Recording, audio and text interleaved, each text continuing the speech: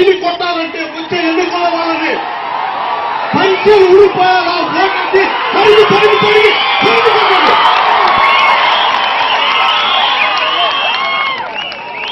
ఇప్పుడు దాకా వైఎస్ రాజశేఖర రెడ్డి ఏం చేశాడు? వైఎస్ రాజశేఖర రెడ్డి పాదయాత్రలు చేశాడు. అయ్యా అమ్మా ఓట్లేసుకున్నాడు. 100 కిలోమీటర్లు తిరిగాడు. తిరిగి ఏం చేశాడు? తెలంగాణ కోసం నేనున్నాను, తెలంగాణ కోసం సముఖంగా ఉన్నాను అంటాడు. వెళ్ళాడు.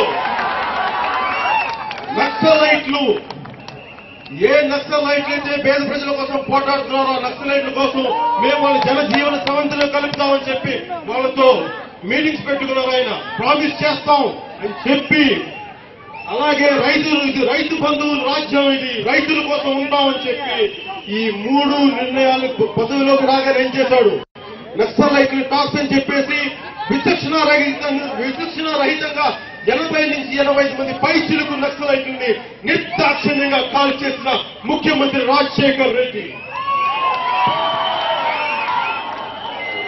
తెలంగాణ 2004లో మేము తెలంగాణ సముఖం, అదుగో తెలంగాణ, ఇదిగో తెలంగాణ, అదుగో తెలంగాణ, అదుగో తెలంగాణ అని చెప్పి రాజశేఖర్ రెడ్డి ఏం చెప్పాడు 2008లో? అంటే ఎంటైర్ కాంగ్రెస్ ప్రభుత్వం అయ్యా ఇప్పుడప్పుడే రాజు 2009లో మాకు తెలియదు, ఇప్పుడప్పుడే రాజు ఇప్పుడు వస్తాం మాకే తెలియదు అని చెప్పి వెన్నుపోటు పొడిచిన తెలంగాణ వాదానికి వెన్నుపోటు పొడిచిన వ్యక్తి రాజశేఖర రెడ్డి కాంగ్రెస్ ప్రభుత్వం.